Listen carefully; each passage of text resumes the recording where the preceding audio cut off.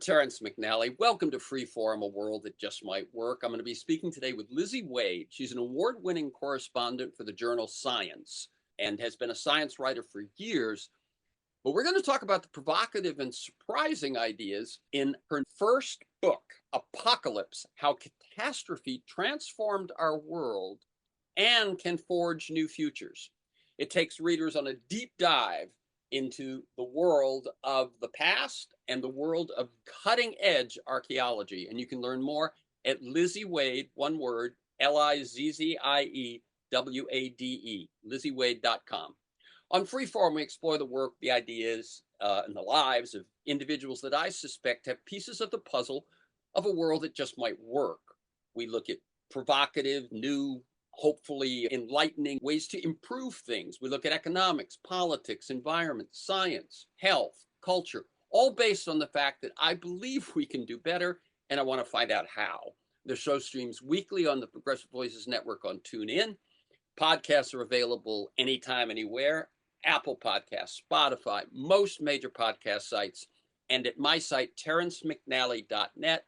That's TERRENCEMCNALLY, terrencemcnally.net. And you will find 400 to 500 archived conversations there. I see a book with a title like Apocalypse, and naturally, I think, especially at a moment like this, I think catastrophe, destruction, devastation, and yet that doesn't begin to describe what we'll talk about today. In this book, Lizzie Wade has chosen apocalypse as her focus, but she views apocalypse as a moment or an event, perhaps even a cataclysm of transformation. She says if she sees a society that goes into a crisis, perhaps a climate crisis, a war, a plague, behaving one way and comes out behaving another way, that's what for her defines apocalypse. I find that a very interesting way of looking at it, and she goes way back in human history, utilizing some of the newest techniques of archaeology, techniques that have been new to me in my reading over the last 6 months to a year, but which to many people, I'm guessing, are a complete revelation. And I suspect that we conventionally think of archaeology as rocks, bones, fragments of pottery, things like that. Well, it turns out that's all still part of the work. But there are new ways of thinking of how you pursue and answer the questions of archaeology. And in fact, as Lizzie points out, even new questions that archaeology is now asking. So rather than give you my Cliff Notes version of their new ways of thinking and working, I'll ask her to unravel in the course of our conversation the new science that contributes to her research and her thesis. Suffice it to say, Lizzie Wade looks at a number of situations over history that she defines as apocalyptic, and from that search, she draws kind of a hopeful conclusion that the sorts of upsets that lead to apocalypse need not end badly. And in fact, throughout history, the transformations that have occurred as a result have often been those things that nudged us forward. She also, I believe, finds in what I'll call the new archaeology that the brutal survival of the fittest, life of tooth and claw ways of thinking about early human societies may not, in fact, stand up to today's more sophisticated analysis. Much of the research reveals more cooperation among people and tribes. And if that allows us to re-examine our conceptions of human nature, I find that also hopeful. I'm really looking forward to this conversation because I think that when we can look at what we would call human nature in our past and find more positive ways of interpreting it, more useful lessons from how it unfolded, to me, that's always a good thing and really helpful at this time when so many things can feel dark. Lizzie Wade, as I said, is an award-winning journalist and correspondent for the journal Science. She covers archaeology, anthropology, and Latin America for the magazine's print and online news sections. Her work has also appeared in Wired, The Atlantic, Slate, The New York Times, Eon, and Smithsonian. And as I said, we're talking about her first book, Apocalypse: How Catastrophe Transformed Our World and Can Forge New Futures. Welcome, Lizzie Wade, to Freeform, a world that just might work. Thanks so much for having me, Terrence. What a great introduction. All right. Good, good. We're off to a good start. And let me tell listeners, we're recording this conversation Wednesday, July 23rd. Now, Lizzie, I like listeners to get a feel for the people behind the work and the ideas we talk about. As I often say, I'm talking to you, not your book, not not your title, you know. So can you tell us briefly in your words about your path to the work you do today? And we've got an hour. Feel free to go way back. Childhood inspirations often show up, mentors, turning points, that sort of thing. Sure. Yeah, so I think like a lot of people and a lot of archaeologists, I was really fascinated by archaeology as a child. I think so many, I was just at an archaeology conference and like so many people in a room, they took a poll and it was like I wanted to be an archaeologist since before I was 10 years old, you know? And like th those people actually went on to really do it. I'm a writer. I didn't become an archaeologist, but I did become, you know, the other thing I was interested in as a kid was stories and books and, um, you know, it's writing. And so that's sort of what I pursued. And in college, I took a great class called Physics for Poets, which was sort of like the pitched as the class you took for your science requirement if you wanted to avoid doing actual science, That's which funny. We had it when I is was in funny school, now. when I was in school, I was at Harvard in the 60s. They had a gen ed requirement. You had to take science course. I took mine on evolution, sort of the same effort to get as soft as I could get. Go ahead. Yeah, I wanted soft, but it actually turned out to be, it was sort of like a science writing class, which, Oh, you know, and perfect. writing about physics, you know, it's kind of the history of physics, which to me was incredible. I mean, I love physics. I loved writing about it, like trying to find ways to write about things that cannot really be described or discovered in words was a real fun challenge. Hmm. And yeah, just that whole like 20th century was fascinating. And so that was sort of what got me interested in science writing. And at the same time, I was also interested in speaking Spanish. And in Mexico, I studied abroad in Mexico City a few years after that physics for poets class. And I just loved it instantly. What did you And study in Mexico? that time I kind of did just an undergrad semester. I was a comparative literature major. Oh, got it. So I Sure. did Spanish and English for comparative literature.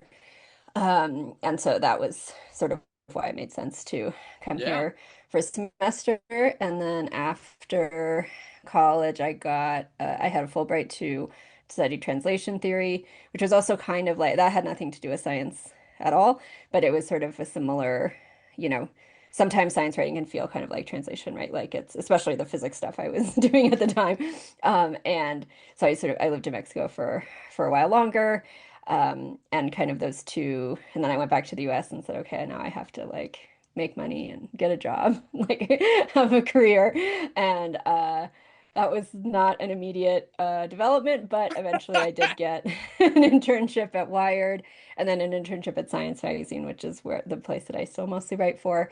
And at the time, Science was wanting to expand their international coverage, and I essentially volunteered to come back to Mexico City, which is a huge inspiration for the book, which I'm sure we'll get to, and just a place I love to live and think about. And so, and then, you know, a few years after wanting to expand their international coverage, there was an opening on the anthropology team, which Science does. It has one of the best, I mean, I would say the best coverage of anthropology in the science writing world. I mean, it's very rare that, you know, usually if a newspaper has a single science writer, it's pretty rare these days, right? And they have to cover all science. And at Science Magazine, obviously, we all cover our own beats, and so like people can really go really deep into their expertise, and that was extremely fun for me to do archaeology and anthropology and living in Mexico City, where the past just feels so close to the present, both literally and figuratively. There's so much stuff to write about, so many amazing new discoveries, so many amazing new ways of thinking about the past, even beyond the new data and techniques. And so that all kind of came together to lead to kind of set me up to write the book, I'd say. Well, I mean, let me jump to that question, but I must say, you describe it, and it sounds like you've been pretty lucky. Just in that the situation that you Yes. find yourself in, that you help manufacture, just seems so ideal for you. It's like, if you sat down and told someone, well, I'd like to live in Mexico City, I'd like to write for the #1 journal, and I'd like to write about these issues. Here you go. Yeah, it did sort of feel like every my whole life had come together in that moment. Yeah, that's so great. So I often ask, how did this book happen? I'm going to thread that with how did this book happen, and what role did your time in Mexico City play in it? And let me just put a little preamble on that. You've been a writer for years, respected writer, award-winning writer, top flight, and this is the first book. What was that decision like? Just asking you as a writer, an artist. Yeah. Yeah, I think, part of it was certainly Mexico City, as I said, like just feeling like that the feeling like I was living in kind of like a palimpsest of apocalypses, like and like the going back to colonialism, and all of the like how yeah, how all of those specifically colonialism, which I think in the US is something a person like me is discouraged from thinking about and discouraged from connecting to their own lives. And here it felt so immediate, and the bad, I mean, truly tragic and extremely detrimental effects were still like doing things like inconveniencing a commute, like it had like very immediate real world effects because of the environmental destruction that went along with the colonial project here and how that's led to floods and mainly floods. And we're in the rainy season now, and yet again, every week there's just some new horrible video of a flood that would be considered 100 years worth, you know, record-breaking disaster in the US, and here it's just like every week there's another one. And the earthquakes, which have to do with also the land that was left behind by the draining of the lake. And I experienced an earthquake, one of the big earthquakes in 2017.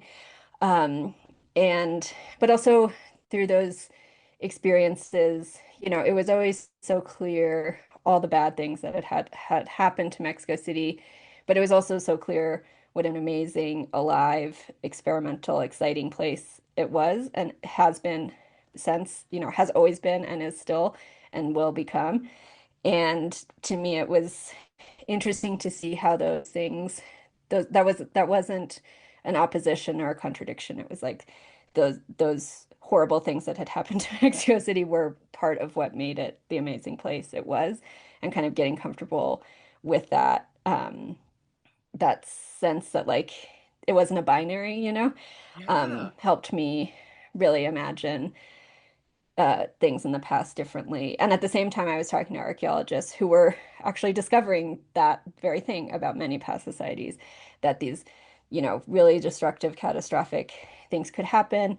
And, maybe the outcome wasn't so bad, or it was, potentially welcomed by some people in society, like as you said, this is how societies went into these crises had a lot to do with how the crises played out, but also a new society would emerge afterwards. And very much in contrast to these stories of dark ages or violence or destruction, like what I was really hearing from archaeologists was about creativity and resilience and reinvention and survival. And these just sounded like really exciting times in the past. And they also sounded quite familiar to times we're experiencing now. And I just felt like it was such a shame that that archaeological perspective hadn't really broken through to a wider public. Yeah. Well, had two thoughts. I'll throw them both out so I don't forget them, and then you can answer them in turn. One was, were you tempted to just write about Mexico City? It sounds to me Oh from the yeah. and how did you make the decision to, instead of writing the book about Mexico City, which would then say, and this is an example of, to a book that was examples of? Yeah, I think especially when I was writing the parts about Mexico City, like they really uh are very I loved writing those parts. Like it did feel like, especially when I was writing it, that it could take over the whole book if I let it. Maybe I will go on to write a book just about Mexico City. I think it's Oh, really an sure. amazing place. But what I wanted to do when I thought about like what had gotten us into this mess in the first place. Like one of the things I think is important to consider is these narratives, these kind of large scale narratives of history that many of us have been told. Like the most damaging, and I think the most common one, at least for Americans, is that history is this kind of march of inevitable progress, whether that's technological or cultural or societal. And like back then it was bad. It's kind of slowly got better, more complicated, more complex. And now wherever we are now, we've reached the pinnacle of that. And as we face a future that's, looking pretty apocalyptic, like the only place we have to go is down. And I Yeah, well, thought that I that would say narrative I would make was, one footnote to that, which is at the yeah, current moment, and you know maybe where I'm going. People have said, no, in fact, we're already on the way down. Can we go back to the 50s? But that's true, very true. well, Yeah, it's like there's some kind of, but yeah, there's this idea that there's some kind of peak of yeah. human cultural and experience in history, and I thought that that was And the whole kind of it's kind just of a linear thing, and just linear. Yeah, that's a big word for me. Like, I mean, and we I all remember wanted the charts, right? exactly. No, I mean I learned Everything, this too. human evolution was in a Yeah, chart, progress was in a chart, yeah. transportation was, I mean, everything. Exactly. Like I remember those charts very vividly. And it's not like they were always meant to be simplifications. Like even the people who made the charts did not necessarily, think that this is how they would be used. But But you know, throw a simplification at a fifth grader, and it becomes a fact. exactly. Yeah. And especially if you don't learn anything else ever, that's the end of the That's right. history education. So, I wanted to like I thought we were really missing like a sweeping look at human history that presented it as something other than Yeah, linear progress, and I yeah. think that's and again, that's what I was seeing when I was reporting on archaeology. I mean, it's not like, I think I think I had some original ideas in the book, but like a lot, all of the results and all of the studies are done by archaeologists. Like this is where the science is right now, and I thought that I just wanted to do something really ambitious and No, with your a big timing in look. terms of the utilizing what I was calling the new archaeology, which Lord knows whether anyone at a conference would actually say that. But to me, I can see, as I said, I think for most people, this isn't just, oh, that stuff. It's like, what? Uh, but there's science that wasn't available 15 years ago, right? And Yeah. 20 years ago. There's what we know about ancient societies has radically changed in the recent past, and it is not a headline. Yeah. Yeah. I mean, there's tremendous amounts of new knowledge and new, as you said, new questions that previous generation of archaeologists could never even, it's not that they couldn't think to ask it, but it's like they didn't have any way to answer it. So why would those be the questions you ask? Like there's, ancient DNA being the biggest one, where you can see how people in the past were related, whether that's in one Let me ask you cemetery. before you dip into that. Let me ask you about that, because one of the things I do want to talk about is this thing that I'm talking about, how the role of the sequences of genomes, for instance. Uh, I'm currently reading David Reich's book, Who We Are and How We Got Here. Yes, great. Yeah, it's dense, but it's great. Um, and I think that whole uh, that whole chapter is unread by most people. So if you could sort of say, what has happened? How did it happen? Where do we stand? Where is it going? That would be a gift. Sure. I mean, there's not a huge amount of, I wanted things in the book that had actually kind of stood the test of time a little bit. So I'd say most of the work has been done since 2010, which is in archaeology is like quite recent and in science itself Yeah, is quite recent. But I'm used to covering news, so I did kind of have to balance like, okay, maybe I don't want to feature a study that came out last year that hasn't had time for right. other people to react or respond or replicate. So, my book is taking sort of a broader kind of trying to do a little bit of synthesis of like how some of these techniques have changed not only the results that we have, but kind of the new questions people are asking. So basically, ancient DNA is from, kind of the early 2000s when, pretty soon after the Human Genome Project sequenced the whole human genome for the first time, which I think was in the year 2000. um, they had this idea that like, oh, well, what if we can sequence things from bones? Like it actually happened quite quickly, but of course the Human Genome Project, like it cost, I don't even know how many millions of dollars at the time, and it involved, hundreds of samples of like blood samples in pristine environmental lab conditions, and like it was really easy. And ancient DNA is not easy at all because, you have to have an ancient bone. I mean, and when I talk about ancient here, like some of these things are really ancient. Like I talk about Neanderthal sequencing in the book, which is obviously almost as ancient as DNA will go.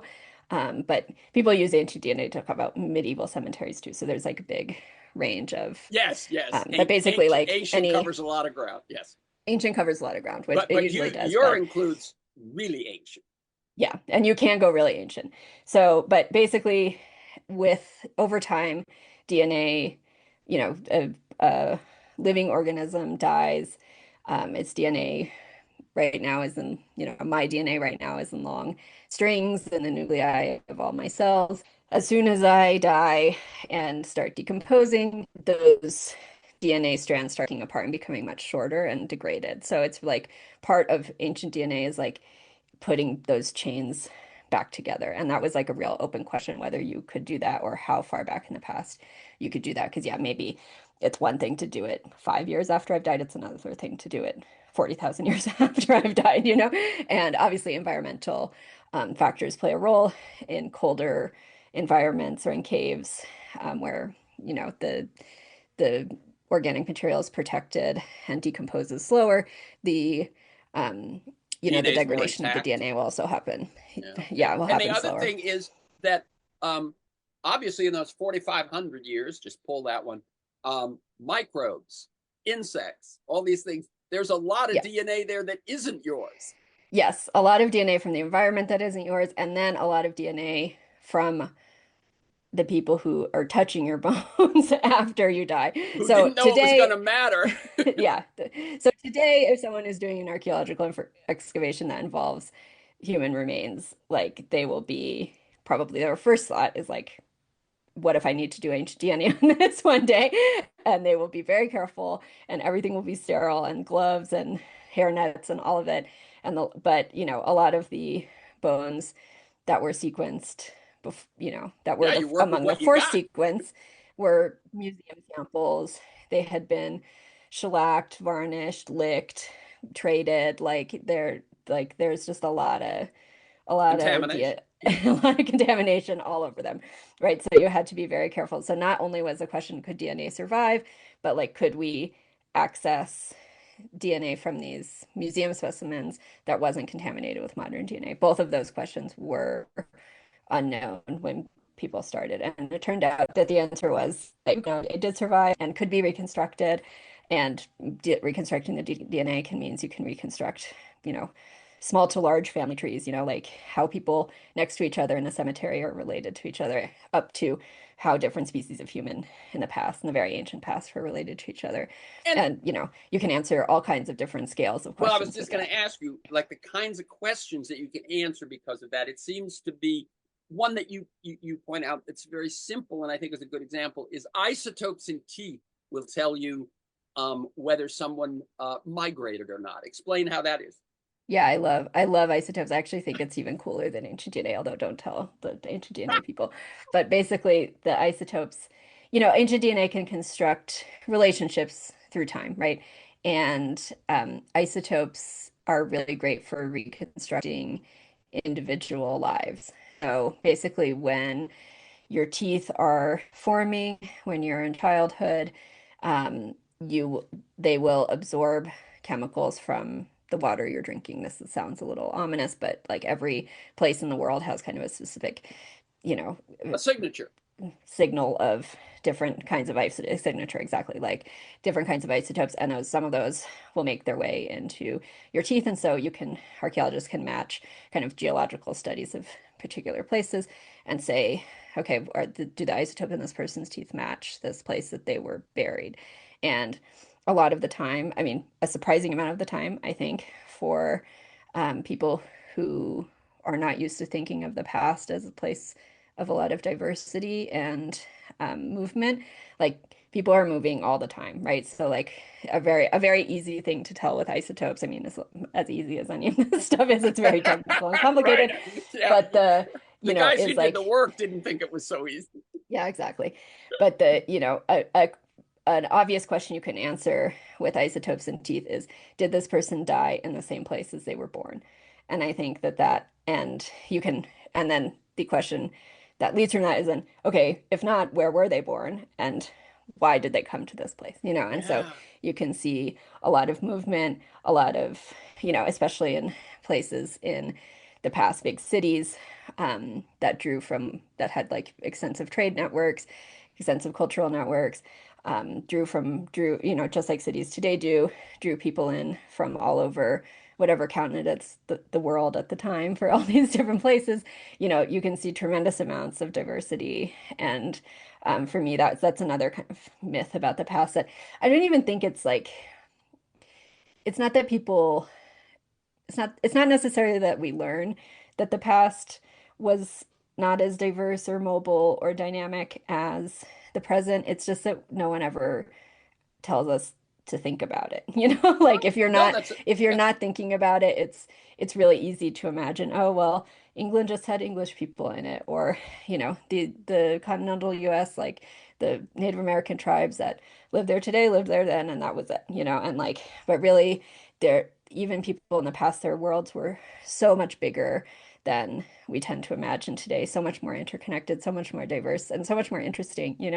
And I think that is also kind of an inspiration to me, is like really trying to think about people in the past as having experiences that are just as complex as the experiences that I have today, whether that's my interactions with other people in the place where I live or my own internal emotional and intellectual experiences. It's really easy to kind of flatten people in the past into these little like atoms that are just Uh, like uh, uh, uh, bumping against each other, yeah. but that's not what it was like. Let me share an experience I had when I spent some time with a group in the Amazon, and we went way upriver into pretty isolated villages. And it was at that moment, which is probably about 15 years ago, that I went, "Oh, wait, how am I going to say this right?" But those humans who have never had an urban experience or da da da, they're not less intelligent. It's just different. Yeah, And I think that's hard for contemporary people to sort of grasp that, but what this new archaeology is doing is sort of revealing that, well, now it makes more sense, because, yeah. oh, their lives weren't as different as we Hmm. thought. And I think one of the things that you said, which I think, given your relative youth and your enthusiasm and curiosity, will reward you for the rest of your life, is that we didn't know to ask the question. We have the science that will tell us this much, and we don't look around the corner because we don't have the science yet to see around the corner. And that Exactly. whole sort of web of, I read a quote in the last couple of days. Like, I was just looking at some quotations, and I may get it wrong, but it's close. Marshall McLuhan: "I wouldn't have thought it if I couldn't believe it, if I didn't believe it." And and, Exactly. and I think, where we say seeing is believing, no, very often we can only see what we believe. Yeah. And what you're talking about is really shaking up our views of who we are. That's why I referred to human nature more than once in the introduction, because I think we have made some decisions about human nature based on our experience, and it turns out that an open and unfolding question. Exactly. Yeah. I think there's a lot of, stereotypes that have creeped in over the years of archaeology. Like it really started as like a lot of, sciences. It started as kind of this like, gentleman's activity for the rich of Europe and America and the US, and, people going and, white explorers going to discover these, vine-covered temples and being like, why has no one ever seen this before? And meanwhile, like, of course, the people who live around there are the ones taking them to the temples. So, like, they had obviously seen them and had thought about them. The But, whole that word gets left out of this discovery is story. just Yeah. And so I think part of what's going on, even beyond the new techniques, which are super exciting, is that archaeology is really reckoning with its own past and sort of what kind of questions it was interested in. Like a lot of the questions it was interested in, unfortunately, at the very beginning were like, hierarchies of races, basically. Like it has a deep history in race science, which still has threads in how, yeah, we think about past peoples talk today, which is talk quite about that disturbing. just a Yeah. little bit because I have a sense that people may have forgotten that, but it Yeah. was it was for the longest time considered almost what the science was about. Oh, yeah. This was a question that people wanted to ask. And it was like cutting edge science at the time. This is, it's talking about kind of mid-late 19th century, even a little bit into the 20th Yeah, century. that's And right. this, Into the 20th century. yeah, So just yeah. expand the story just a little bit so people are reminded. Sure. So yeah, so part of the development, the part of the kind of colonial experience of going out into the world and these Europeans explorers who would go out into the world and quote unquote discover things. We're seeing all these different kinds of people, seeing all these different kinds of societies. And I think a natural question is like why are they different? Why am I this way and they're that way? But unfortunately that kind of solidified and calcified into, thanks to, for example, needing justifications for the transatlantic slave trade and other, world historical abuses that these people were engaged in, kind of calcified into this, using science to kind of prove these social categories that had been developed for basically like economic exploitation reasons. And so, a lot of it is uh, it was basically about proving that white Europeans were the superior form of human. Well, would I be correct, Lizzie, in saying assuming that white Yes. Europeans Yes. are They the they they started with the assumption that that that's was right. true. And And they then the and then they looked question at with a the new bones. discovery would be where do they fit below us? Exactly. Yeah. And I thought I'd written stories about kind of collections of human remains that were formed at this time. This is like a really big thing happening in US museums right now is like where why do we have the bones of the people we do? Should we have them? Should we study them? How to get them back to the people to the communities and families they belong to? That's a really important, those are really important questions. I'd done reporting on that and I sort of thought I was like pretty clear-eyed about this history of anthropology and archaeology.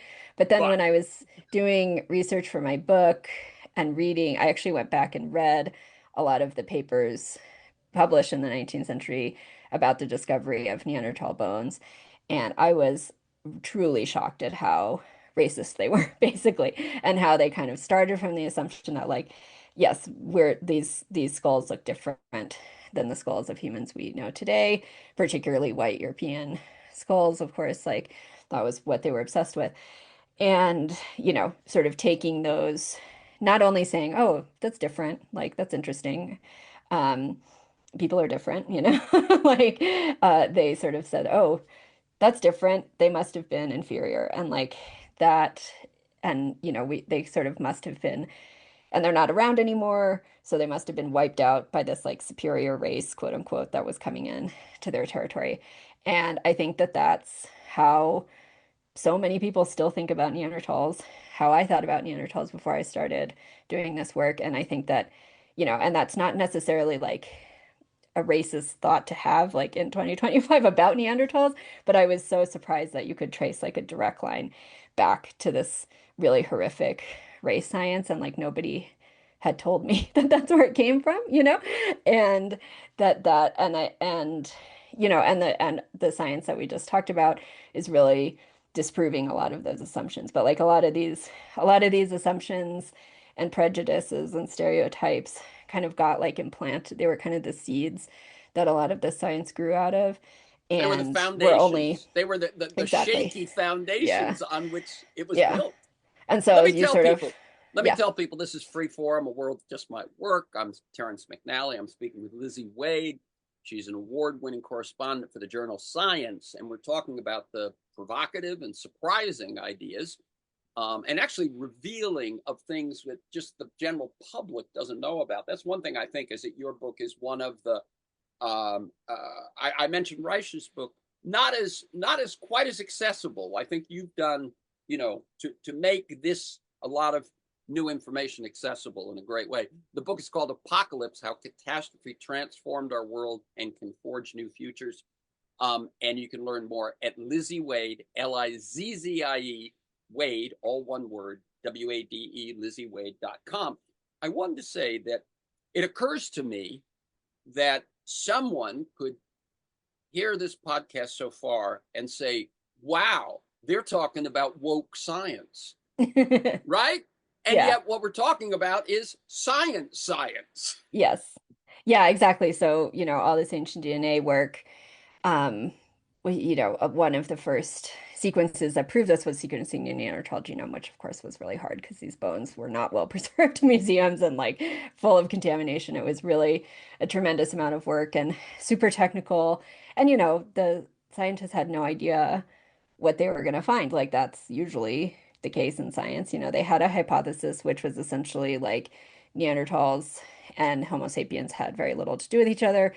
Neanderthals, like a previous human ancestor, had first migrated out of Africa. Neanderthals had evolved in Eurasia. Homo sapiens had evolved from the human ancestors that had stayed in Africa, and then we came out, 50 to 40,000 years afterwards. And when Homo sapiens and Neanderthals met each other, Homo sapiens were, you know, clearly the Superior. winners Yeah, in this yeah. situation. The Neanderthals aren't around anymore. And so something happened there. And, that was that was the assumption. And actually what they found when they started sequencing the DNA and also doing, much more detailed and sophisticated radiocarbon dating of different sites throughout the years, which is still going on, was that Neanderthals and Homo sapiens, not only did they overlap for thousands of years in these territories, that they, all of us, almost all of us today, certainly both you and I carry Neanderthal genome. We carry a certain percentage of Neanderthal ancestry. It's like kind of two to 3%. It's not huge, but it's really widespread in everyone that has ancestry outside of Africa, which, is most people in the world. And the and that meant that Neanderthals and Homo sapiens not only met each other, but they had babies together, and those Yeah. babies went on to have their own babies and etc. And it happened not, again, not all the time, but enough enough times. Enough to And to show up in us. exactly. Like So if it let had me happened ask you, let me once, ask a it question wouldn't that, show that a up. listener might have, which is, so what did doom the Neanderthals? Yeah, it's a great question, and I think scientists are still grappling with it. It was a time a lot, and a disturbing amount of times in my book, I would say climate change shows up as sort of a forcing factor of these So true. apocalypses. And, so the kind of several thousand years, it's again, this particular process was quite slow. Like, it was a quite unstable climate time. So one vision of this, Oh, of what Neanderthals would have experienced was like, oh, it gets warm. We can be like all over the place hunting all these animals. It's great time to be alive. And then suddenly and out of nowhere, it would have gotten really cold. And they're like, oh no, God, we got to go back to these smaller places. There's fewer animals to eat, fewer food sources, harder to survive, and that happened like over and over again. And so they would kind of expand and contract, and every time they contracted and then went to expand again, there would be like a smaller source population. So the expansions would be smaller and like less genetically diverse. Um, and into that walks Homo sapiens, who may have, it seems like we did who have, who had avoided a lot of those perturbations because they yeah, we had weren't there. We remained in weren't a there different yet. locale. Yeah, we hadn't arrived yet. And and also, it does seem that Homo sapiens had kind of larger networks in and of themselves. Like you can sort of see that, but as Neanderthals were on their way, quote unquote, out there, they get less genetically diverse, and early Homo sapiens seem to have had more connections across space and time and with other communities. So, and something that comes up in my book a lot is like if something goes wrong in the society and place that you are, one of the great tools of humanity is to go someplace else to your friends and neighbors where, who are having a better time and can help you out. And, I think, but we've sort of thought of that as like, oh, well, that's gotten kind of grafted as well onto this, like, well, Homo sapiens were like more community minded or more Oh, diverse or more adventurous. And I socially think, evolved. yeah, exactly. And I don't think that that's quite, it's not the only possible way to see it. Let's put it that way. Like, I Hmm. think it's also possible that Homo sapiens, both Neanderthals and Homo sapiens, were really taking a risk to form new communities together in this very challenging time, And so, both the Neanderthals that joined Homo sapiens communities, maybe vice versa, we don't see as much evidence of that. Um, but not only were Neanderthals joining the communities of Homo sapiens, the Homo sapiens were accepting the Neanderthals, like, and I think, of course it was probably not without tension, maybe in all cases not without violence, Ah, but I think we've been so conditioned to believe in only the tension and only the violence and only the domination, only the superiority, that we haven't really opened our minds to this other completely possible, plausible, scientifically supported story that tells a very different, that reaches very different conclusions about right. Well, I think who we are. if you view the world through certain lenses, one, humans, Homo sapiens being superior and being more evolved, and you view nature as tooth and claw violence, then you put your two stories together and you end up seeing only that story because of the lens you're looking through. What I would like to do, I realize we've got about 15 minutes left. This has been great, by the way, Lizzie. We've roamed Wonderful. around, but I think for people who I'm trying to get them a sense of what's, you know, what's gurgling here, what's fermenting here. There's exciting stuff going on. Which, as I think I implied in the start, and I think you do in your book, is really changing who we think we are. Exactly. And the good news you take from that is that means we can reassess what we think is possible. Hmm. And that notion that I sort of somewhat jokingly said that some people think we're already on our way down, but the linear trip only works so well, and so all of that. What I would love to do with the next 10 minutes or so is, and you just did it, one of the ones I was going to say is let's go more in depth into Neanderthal, and you did that.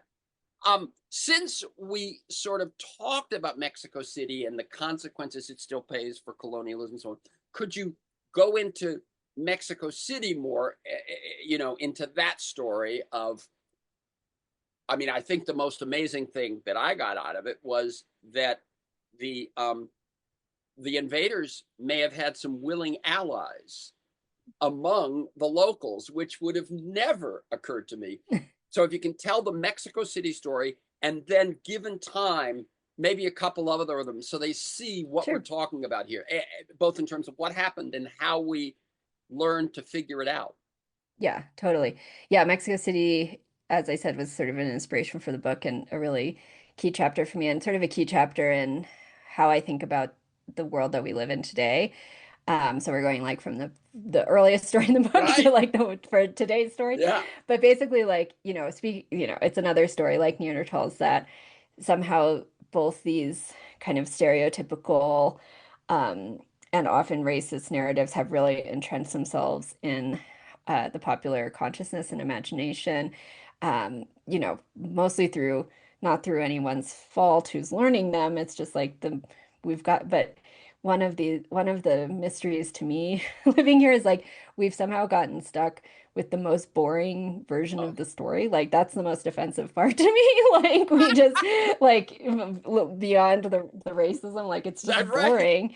Right. You're also a And writer, and it's like yeah, bad writing. Go yeah, ahead. it's like racist, inaccurate, and worst of all, boring. Dull. And, and like so we've gotten sort of stuck in this idea that 100 Spanish conquistadors took down this empire of millions, the Aztec Empire, and in some ways, like this was kind of a predestined outcome, and in kind of the worst versions of the story, kind of it's what the Aztecs deserved because they were kind of, they did human sacrifice and they were so barbaric, and the these Catholic Spaniards were like saving them from themselves, sort of.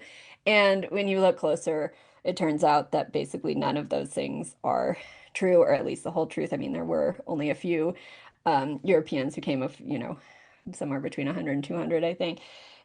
But, the reason that they were that they won the war that ultimately played out over the course also of years, the was because, the Aztec Empire, as all empires do, has conquered people. It was a little different, like the what it meant to the motivations for imperial conquest and violence were different. In Mesoamerica, it wasn't really about conquering territory or imposing a culture. It was more about extracting tribute and kind of playing like and contributing to like the glory of the capital city, which is So Tenochtitlan, which is so now you're saying Mexico City. the Aztec culture, Yes. it was a conqueror culture, Yes, it was but an not for the imperial. same reasons the Spanish Yeah. were.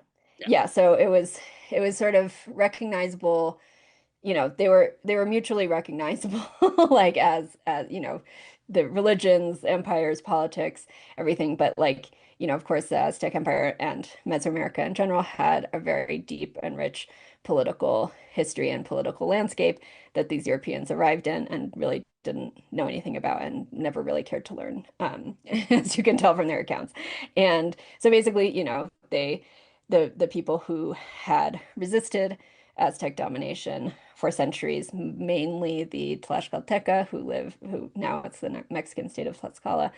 Um, Not only, but mainly the Tlaxcalteca sort of said, okay, well, you can join our fight against the Mexica.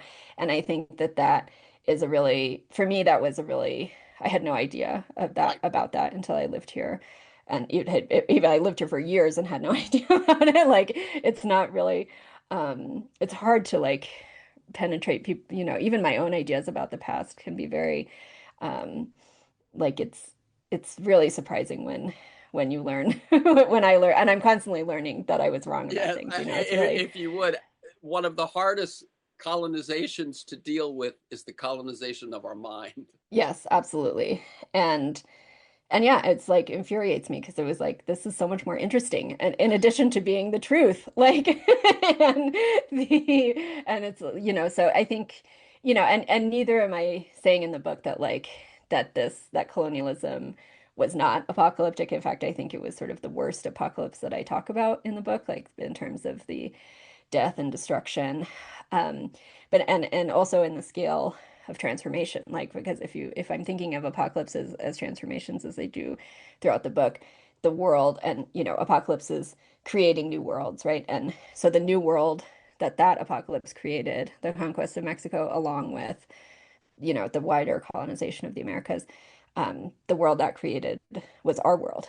And we're already sort of living in this post-apocalyptic landscape, kind of built from the rubble of all of that destruction, which, and the story itself is much more complicated, much more interesting, much more nuanced, involved, like so much more, it wasn't just inevitable destiny, like it involved human choices and, good choices, bad choices, like none of it. It's not really about judging things as good or bad or better or worse. It's just about sort of trying to return their complexity and appreciating what actually happened and how that's led us to where we are now. Right. And the point that you referred to before, which we're not going to go into right now, but is that I'll say it for you, which is that the Aztecs, one of the things they did well was hydrology, and they figured out how to live on a lake and how to irrigate and everything that worked, and the invaders could not master that, and it eventually drained the lake, and that is what you're saying. Mexico City still pays for in floods and earthquakes and just mountains of mud and all of that, right? Yes, exactly. And I think a lot of us feel, even living here, every year it's like, oh, well, another flood. Like, guess that's just what happens, you know? And it's not just what happens. It's not what has to happen. And but it is kind of the history that Yeah, we've, that we have to learn to deal with. It's not like you can erase this past, right. but I think we sort of get stuck in thinking the way that the world is now is the way that it has to be or the only way it could be. And I think that learning to see the world, the modern world is already post-apocalyptic, for me really opens up exactly what you're saying. How else could this work? What other possibilities are out there? And it starts to make it seem less scary to think about actually what it would take to implement those possibilities. Like why are we clinging to a world that doesn't work? Like when we could have a world that does. God, believe me that I say my show is about a world that just might work. We ask that question almost every week. Um, uh, so we've talked about Mexico. We've talked about the Neanderthals. Give us one more ancient one and one more contemporary one. Okay, either Europa or Northern Peru, one of those, and then the Black Death. Oh yeah, sure. Yeah, so I guess I'd match up. Which one do I want to talk about? Let's do Peru. So I think so one of the apocalypses that I talk about is the birth of El Nino in Peru, which happened around 5,800 years ago. In the book I go into all this, I think, really interesting archaeology about how they figured out that El Nino didn't used to happen and then it did. So, it's at the time it was happening every once or twice a century, For how but it was long? happening really For a regularly. season or two or three or four or five or It would probably go on for like 12 to 18 months. okay. So like it lasted quite a long time. Okay. And of course, El Nino affects climate all over the world, as we've all experienced. But in the north coast of Peru, it turns what are very dry deserts, punctuated by these very fertile river valleys, into like a huge disaster zone, flash floods, rain, like torrential rains in an environment that hardly gets any rain in like a quote unquote normal year. All these fish are dying on the beach because what happens is the ocean temperature changes. So like all the fish that live there just like wash up dead on the beach.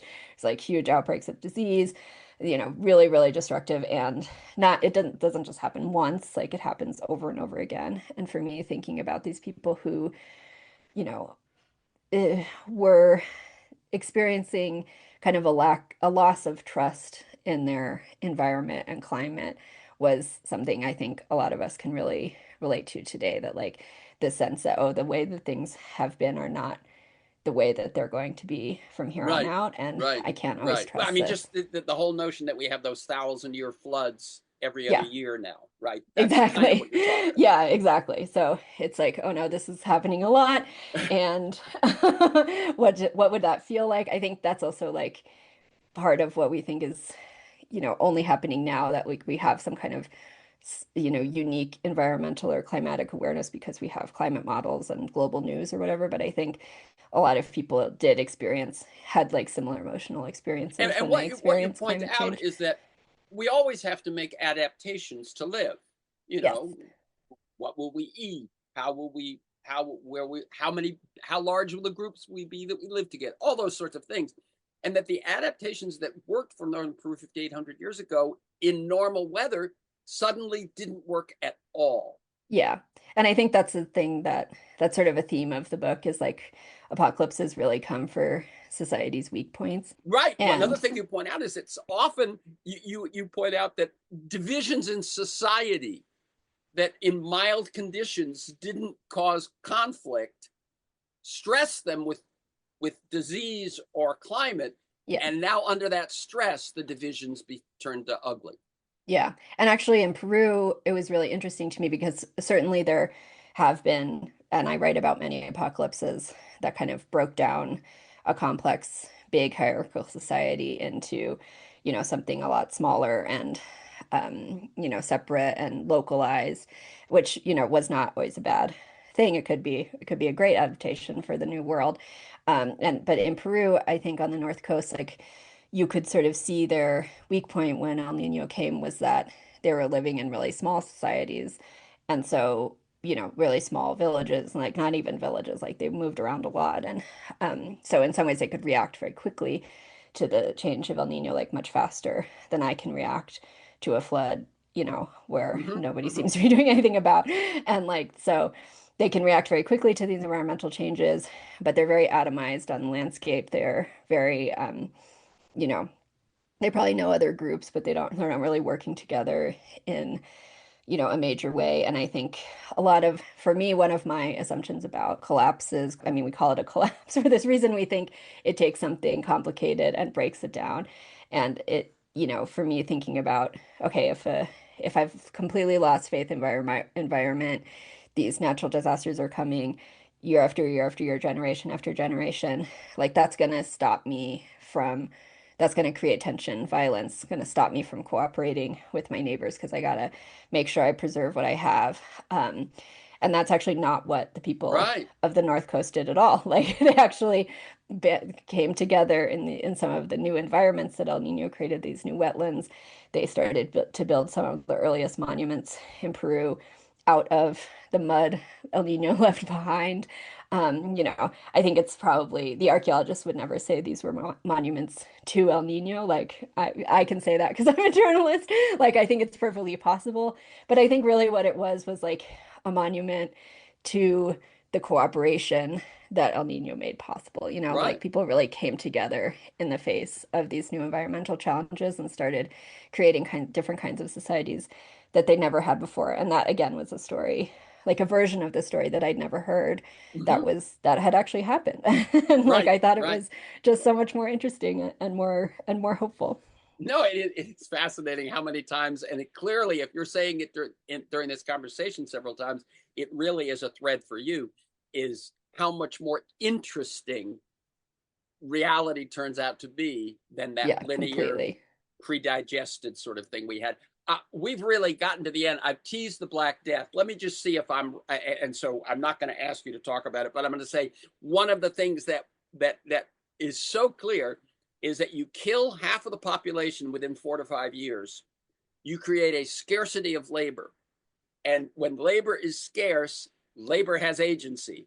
And so the Black Death was terrible and really terrible for the ruling class, but not as bad for the lower class.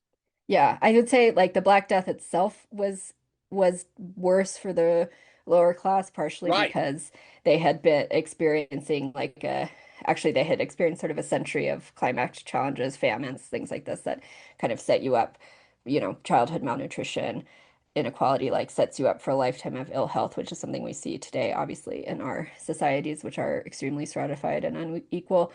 And we saw during COVID, I mean, the parallels were chilling. And Yes.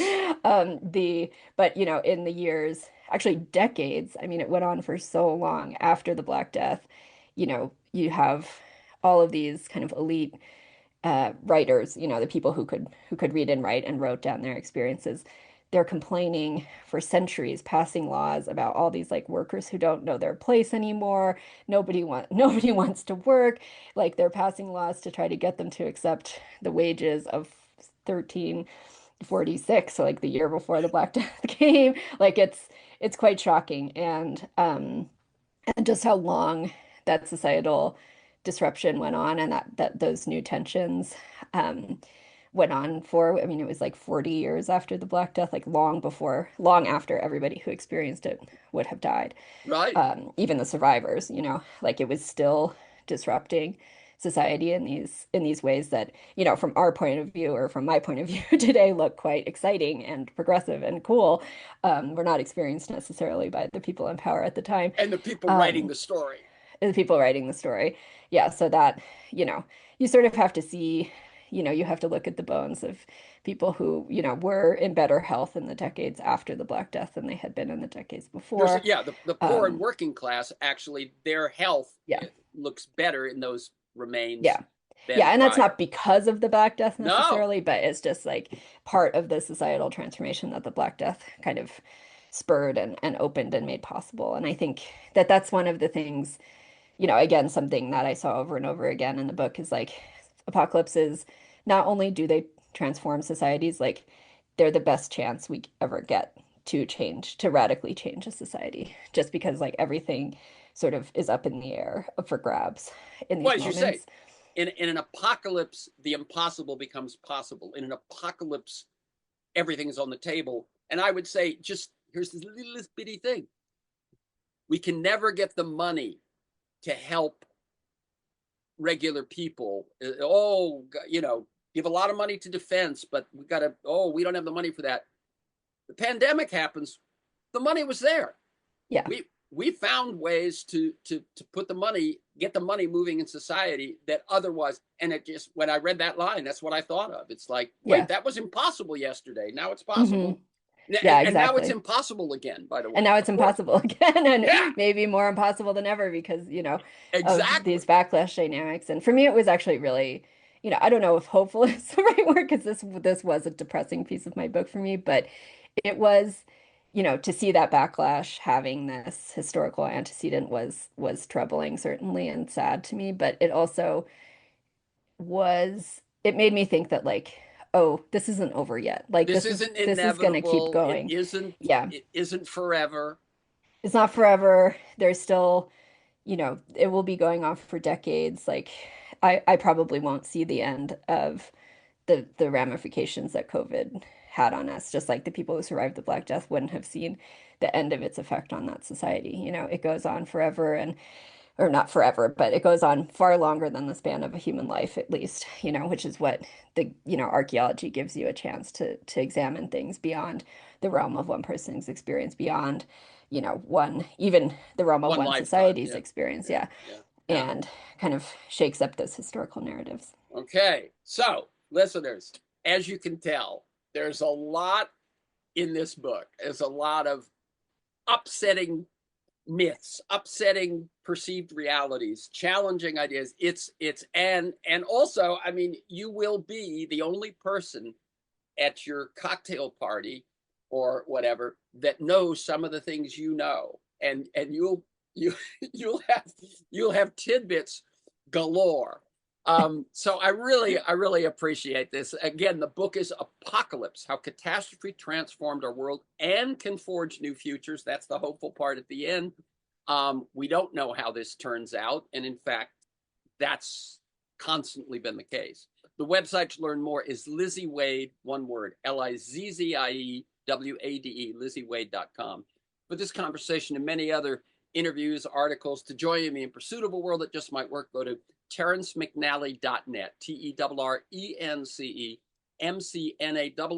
TerenceMcNally.net, or a world that just might work.com. They're the same website. If you want to get my weekly email telling you who's going to be on, what we're going to talk about, and usually 15 links, 10 that are just sort of good news, bad news of what's going on in society, and then 5 or 6 that will be about the guest and their issues.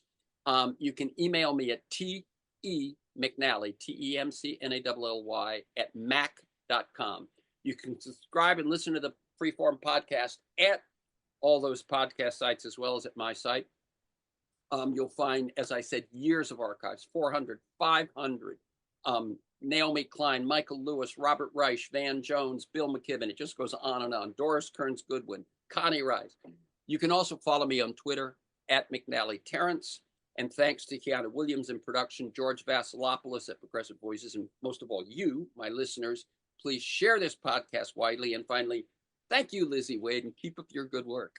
Thank you so much for having me. This was a delight.